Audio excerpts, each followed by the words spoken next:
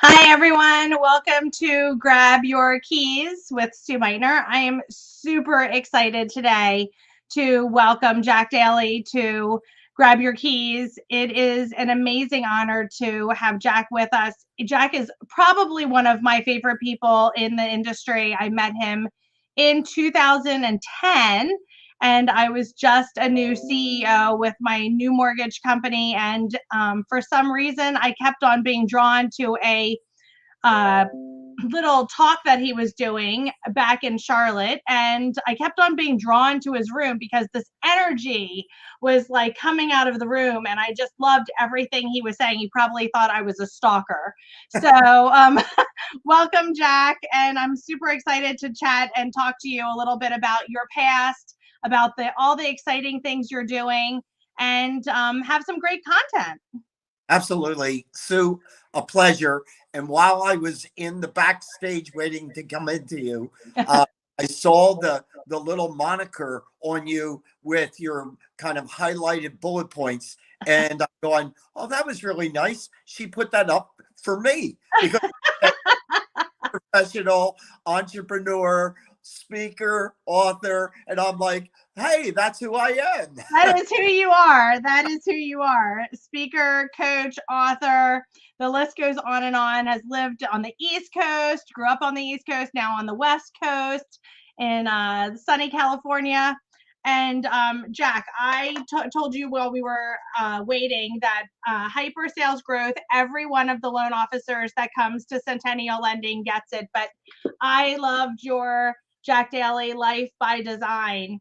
So, what have you decided why have you decided to share your knowledge with so many people? 10 books. Wow. Did you ever think you would write 10 books? Uh, I did think that I would write a couple books, but it's kind of like I didn't think that I would run more than one marathon and ended up running 100 marathons, right? It's Right. just crazy stuff. When I found people so receptive to what ideas I was sharing, uh, it instilled with me, hey, could I give more? And the most recent book on Jack Daly's Life by Design is so different than the other nine because it's about leading your personal life on an exceptional level without costing you success on your business. And one of the things that really nags at me, Sue, is that so many business people have a successful business, but when I look at their life, it's not as joyous as it could be and should be. We only have one life to live. We should make it memorable. Yeah, Right. And I know that I've gone to you for advice at times, and that has been instilled in me. And that's one of the reasons that I turned over the CEO keys at one point in time, just because I really wanted a better life. And I think that lots of people struggle with that, but you can have a great balance. Like, I do believe as I became a better person in organizing my life, I've been able to do more and help more people. Do you find that the more organized you are and the more you time block and write everything down, that that's a strategy for success? absolutely. And in fact, I'm going to steal this line from Vern Harnish. And I know that you know Vern, Yes. but routine will set you free, right? Uh, and so my whole life has been all about systems and processes. Now, I talk about that extensively on the business side, but Right. what about on the personal side? I met my first wife, and I'll refer to Bonnie that way. As you know, I lost her to cancer 5 years ago, but we had 47 years of marriage together. And I would find where I would say, "Hey, we're going to go out on Saturday night, and we have a 7 o'clock appointment for dinner." And about quarter to seven, I would say, "Are you close to being ready? We need to get going." And she'd say, "Yeah, I just need to find," and you fill in the blank, "my keys Right. or my sunglasses." And I put a rack right next to the entry of the house where you could put keys, so we didn't have to spend 30 minutes each time we go out of the house looking for the The keys, keys. right? It's a process. And so if we get organized and we set up a number of routines, then we'll get more out of that proverbial 168 hours that we have each week to use. How do you find the energy to do all the things that you do? Where do you find that inside you? Well, look, some of it's genetic. My mom. Some people ask me, when did you first get into speaking? And I said, well, my mom told me that when I was little, I would get hungry while I was sleeping, and I would go down and open up the refrigerator door. The light would go on, and I would do 15 minutes. So that energy's been there for a long, long time. But energy comes from one of the three things that I think are really invaluable in positioning you for success, and that is staying fit, healthy, and exercising. Right. And as you know, because we're social media friends and so forth, and I try to inspire people to get off their butts and be active. I'm uber active when it comes to taking care of my fitness. And if you were to go to my website at jackdalysales.com, all of my goals are there. And the entire first page is all about metrics on what I want to accomplish on my health. And that includes doctor visits, and they're all there with specific times and dates. And I log and make sure that I'm taking care of myself physically. And let me just add one thing. This is sort of fun, but when I was 68 years old, which is a few years back, but when I was 68 years old, my doctors examined every test that they could do on me and said that I was equivalent of a 39-year-old male at 68 years old. My kids are 42 and 50. I tell them that all the time. I could kick your butt, you know. You can definitely kick their butt, most likely, and mine too.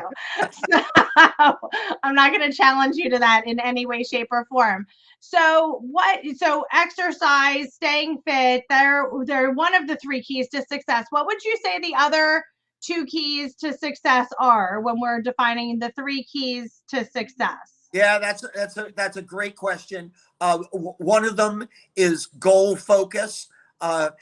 Knowing where you want to go to and what will be success. Too many people, my audiences, have difficulty defining what success would be for them. If you can't define it, you can't make a plan and a route to get there. And so, I would challenge people listening in today.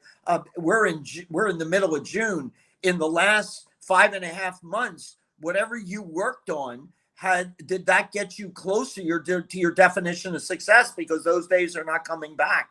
And so having a dialed in goal set. So, in my book, Jack Daly's Life by Design, I tell the story of interviewing successful people when I was 13.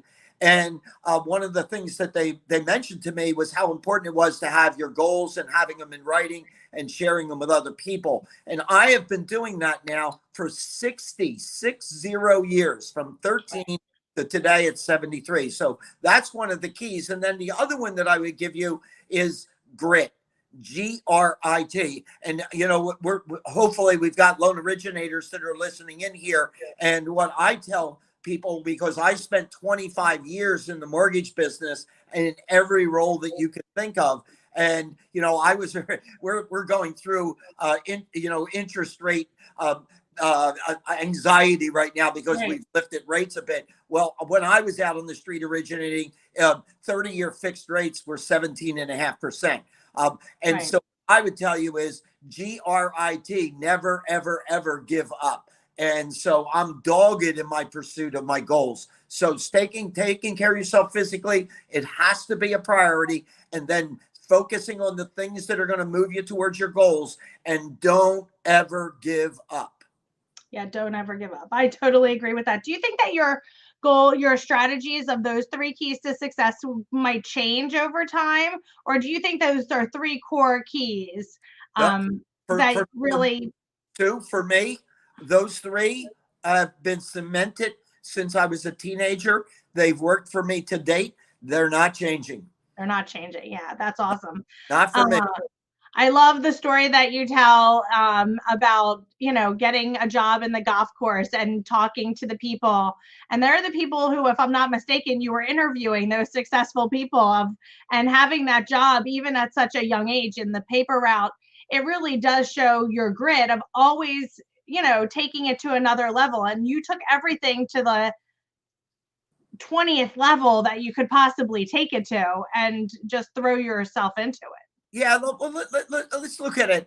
I look at my life today, and it's no different than it was in any other previous decade. And I would capture it by saying this: I'm a lifelong learner.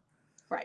I have such an appetite for learning. Last year, I read 104 books, 80% of which were business. And I'm not building a business like you or owning a business. I'm not trying to grow a business. My business is a quality of life business, but I'm just intrigued with business and how to be better in life overall. Right. And so 104 books, but one of the benefits of how do you get that done is most of them were audio. And I find that most of the authors, when they're reading it, I can jump it up to 1.5. Right. I do a lot of running, and so I've got my earbuds in, and I can average 2 to 3 books a week. Yeah, that's amazing. Who does Jack Daly admire? Yeah, I've had other people ask me that question. We're going to struggle here. Yeah, I thought we might struggle a little bit. I'm going to show you my struggle. When I look for names that people that are watching us would recognize, gosh darn it, I just have a life of disappointment. Let's just go back and just say one of those people might have been, I would have said Bill Cosby, and then you get your heart broken, right? Right. He was America's dad on the TV show, and he did so many things charitable wise and so forth. But we get disappointed by people. I'm very business oriented. So some guys I admire are Elon Musk, Steve Jobs, Jeff Bezos. I mean, think about what those three people are doing, pushing us in the world and making a dent in the universe. They're like incredible people to admire on one hand, but each one of them I found that is tarnished. And if you read the biographies on each of those three people, you just get disappointed with some of their behaviors. Right. The closer I get to people, the more I can align myself with people I admire. So here's the big word for me: integrity. Integrity. Right. Those are the people that I align most in terms of admiring. So I could tell you about a kid that I met in kindergarten who wrote the foreword for my most recent book. His name's Rick Iving, and we've been together our whole lives. So you really have. And it's an amazing journey, and I know Rick, and he'll never disappoint me. My wife, Bonnie, was 47 years of marriage and 52 years that we were friends and in a relationship. She sacrificed for everyone because that was her special sauce, and you could always count on her.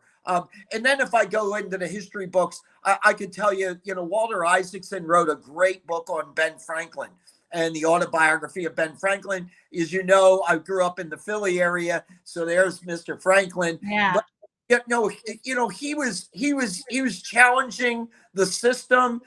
He was bringing all kinds of things out of us as humans and taking us to a new level. And it didn't seem like I have the disappointments that I have today in some of our people that we should really admire, but they get tarnished along the way. Yeah. So everyone who's listening, we will take any questions that you have for Jack. Just put them in the comments and I'll read them out to him. But Jack, Life by Design is different than your other books. What would you say you wrote? How did you write it differently? And what prompted you to write this book? Yeah, well, so I have led an unbelievable life. Every 5 years, Sue, I put a photo book together that's called A Year in the Life of Jack Daly. I know. And I think I'm in one of those books. you are. And so I take at least one photo every day, and some days merit more photos. They don't all make the book, but every day is represented by at least one photo.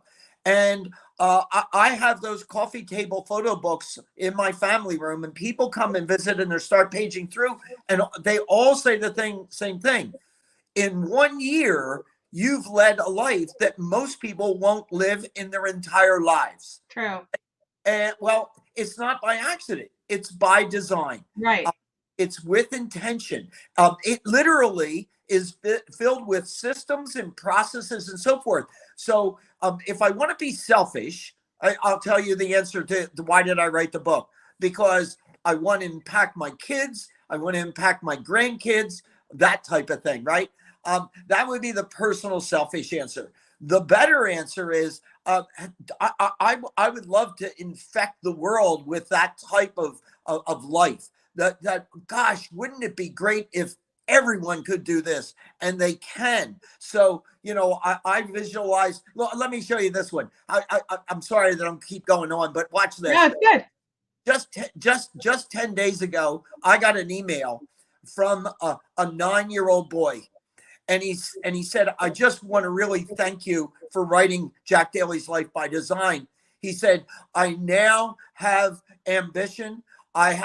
Here's my top 3 goals. One of his top 3 goals was to get straight A's in school this year. And he said, and I'm going back and putting a bucket list together. And I just wanted to take a moment and say, you're impacting people at every age, not just adults. Yeah, that's great. Oh, like, how did you not love that? I know I gave my daughter graduated from high school this year, and I gave some of the graduates this book because I feel like they're going into it. They might not read it right away, but they're going to be changing their life. They're starting a new chapter in their life, and if they get bored or they want to just put it on audio, it does help them. And I think that it's a process of systems and processes. I wish I knew then what I know now. So we have a couple people asking some questions. Do you mind if we go to we'll put some of their questions in? So before we do that, I just Devin Shane. He's out of DC. Right. He sent me a photo this weekend. He gifted the book to a married couple on their marriage day. The bride and groom are standing in their outfits with the book. Yeah, that's awesome. I love that. I should have put it with every single one of them in their white dresses and taken that picture. I'm going to take a page out of their book, of his book. As well as staying physically healthy, how do you work on your mental health? Look, we all have ownership of our head. My new wife, who was a 20+ year client, is named Karen, and she owns and runs an $80 million company. And she called me on the way home from work one day, and she said, "Man, I'm just having a really bad day." And I said, "Why would you choose to have a bad day?" And there was a pause on the phone, and she said, "What do you mean choose to have a bad day?" And I said, "Well, we own the space between our ears, and I have chosen to not have a bad day. No matter what happens, if you're negative, there's a no vacancy sign on my forehead. Yeah. I don't invite negativity in. And I'm just going to find the positives in life, and I'm going to ignore the negatives. And I'm going to focus on that which I have control over." So I don't worry about the pandemic, and Right. I don't worry about will the vaccine hurt me or not hurt me. Should I be involved in creating the vaccine? I failed science in high school. I'm not going to worry about all that. I'm going to stay within my lane and focus on that which I have control over. That's great. That's great. Lucy asked, what motivates you to stay active? Because it's written down, right? No, I'm kidding. Uh, Look, we all get joy from different things. Some people are joyful with sitting in the backyard and relaxing. Karen would have difficulty starting her day without her 20-minute meditation. If you asked me to meditate for 20 minutes and sit still, that would ruin me here. You know, Right. like I got to stay away from that. I'm this hyper guy. The joy of life is knocking things off the list. And so, when I'm out exercising and staying active, I'm in a Zen state. I'm in a beautiful place. My resting heart rate, Sue, is in the 40s. Wow. I mean, it's just a great peaceful place to be for me. But I think everyone needs to find their place where they feel that way, right? Right. So Rebecca asks, how do you handle a setback? What motivates you to remain positive and keep going? I mean, you've had great setbacks just because I know you personally. How do you handle those and keep going? Yeah. So the greatest setback in my life was losing Bonnie. February of 17, she was diagnosed with stage 4 pancreatic cancer. And passed away on November 11th of 17, just 9 months later. When she was diagnosed, we both didn't know what stage 4 pancreatic cancer even meant. By that evening, we did and knew that it was a death sentence. And right then, I just said, I'm not speaking anymore. I'm not traveling anymore. I'm going to stay home with you and be supportive and fight the battle with you. And we'll do everything that we can to win this thing. No, even though the odds are against us. Right. And quite frankly, the very traumatic. Forget about the personal side. I don't want to be bawling and crying here. Right. The personal side on the side, but Bonnie and I early in life decided to divide and conquer. So I did certain things and she did certain things. Imagine this. I went from my mom's house to Bonnie and my house in a single day when we got married. Right. So I had never, ever been on my own. And all of a sudden, at 68 years old, my wife is gone. I never went in the kitchen other than to pick up my meal. I didn't know how a microwave worked. I knew that we had a washer and dryer in the house, but I needed to find it. And then my son had to tell me how to operate it. That's a huge setback.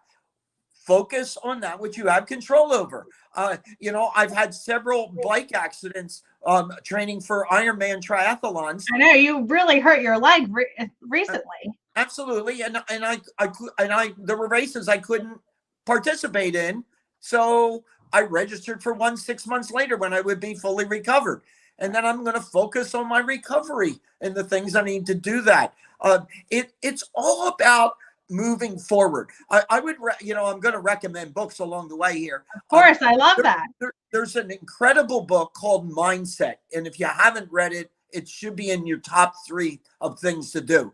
It's written by a woman by the name of Carol DeWick. And what she basically says is we either have a growth mindset or a fixed mindset. But what's interesting is that we're not born with one or the other. We get to choose at any moment in life. And so I have a growth mindset. I don't know what I can't do unless I try.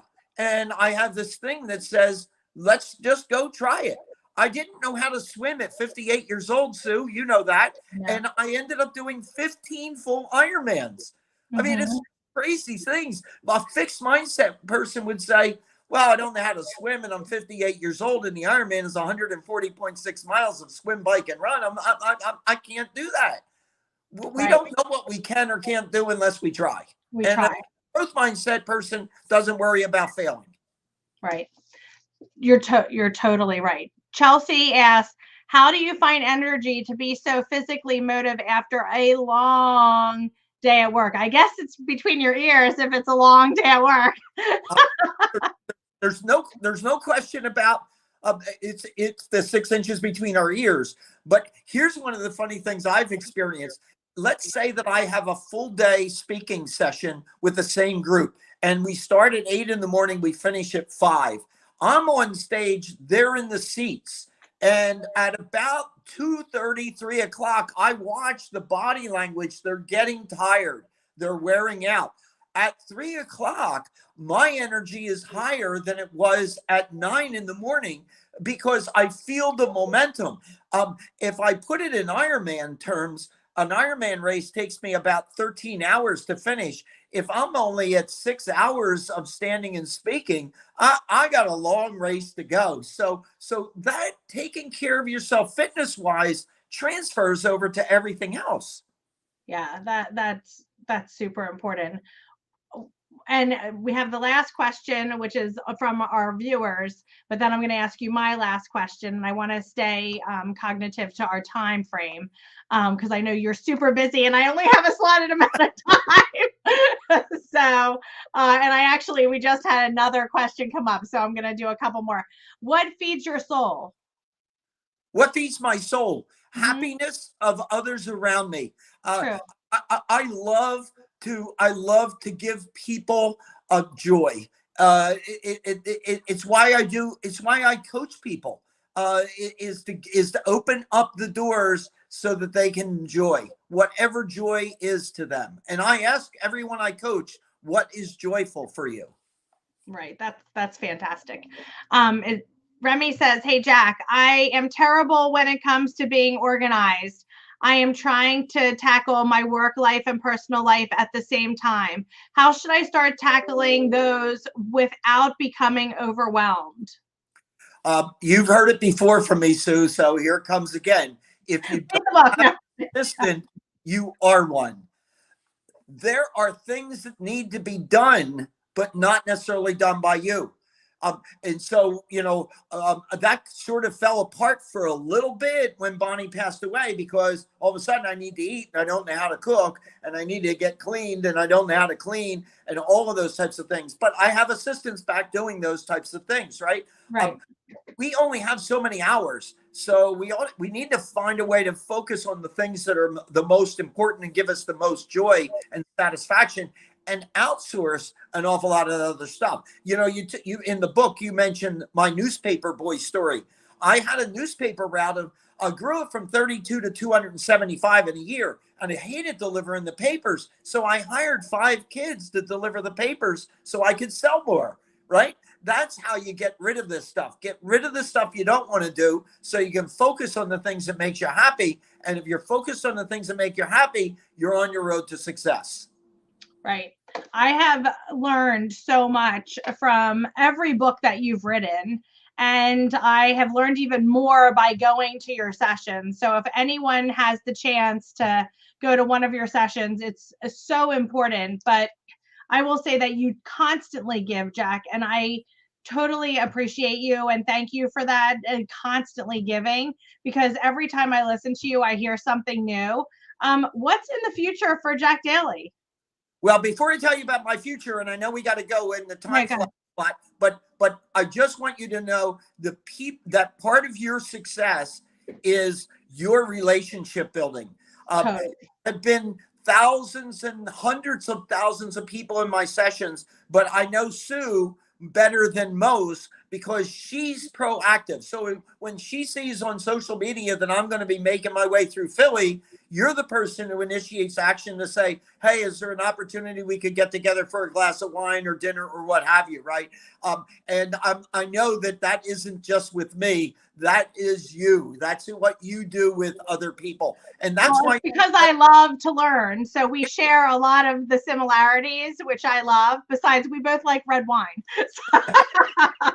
Good red wine. Good red wine. Drinking rock gut. What's in the future for me? It's a very timely question, and this is an evolution, but not a revolution. But I am going to start to ease out of doing the professional speaking on the business side. I have my successor picked out. He's in London, England, but moving to Florida. He's just spent all last week with me. We've come to terms on all that. So within about a year, I will probably be out of speaking on the business side and speaking about how to lead an intentional, exceptional life. My audiences, I think, are going to be couples. So that I can bring significant others in and do joint bucket list and goal setting and all of that, because Bonnie and I really benefited by doing that. And then I'd like to go after the kids, just like a 9-year-old kid. That would be fun. That's one part. The second part is I'm going to continue to do CEO coaching because I can do that from home. I have a new lady in my life, and Karen. I want to travel the world with Karen. And I'm now at 5 grandkids that age from 1 to 13. And I want to just dive into my grandkids. So that's where I'm so fantastic. I wish you all the best. I will be always following you on social media, which you know. But as I said, hyper sales growth, my most favorite one. I super enjoyed this one. And Dave and I will be signing up for the couples class because we do need a bucket list. And I will be signing my children up for the early adulthood ones. So maybe you could just make a little segment of early adult ones, because I think Drew and Allison could use that session for Jack. Hey, listen, look, the Life by Design, you can start at any age. If you made it through the book, you know that I have a chapter in there that says you're never too old. And in fact, I think that the viewer here today, listeners today, would really benefit from this perspective. If I look back at my life, it has been one hell of a great ride, full of accomplishments and events and world travel and so forth. But if you were to ask me what my life looks like going forward, my best days are ahead of me. Right. They are, for sure. And I get to choose. That's awesome. Jack, thank you so much for spending some time with me. We really appreciate it. And, I'm always here for you. So everybody grab your keys, and I look forward to seeing you on the next session of Grab Your Keys. Virtual hug. So I'll hug your book. So thank you so much, Jack. Have a great day. Yep. Bye. See ya. Thanks.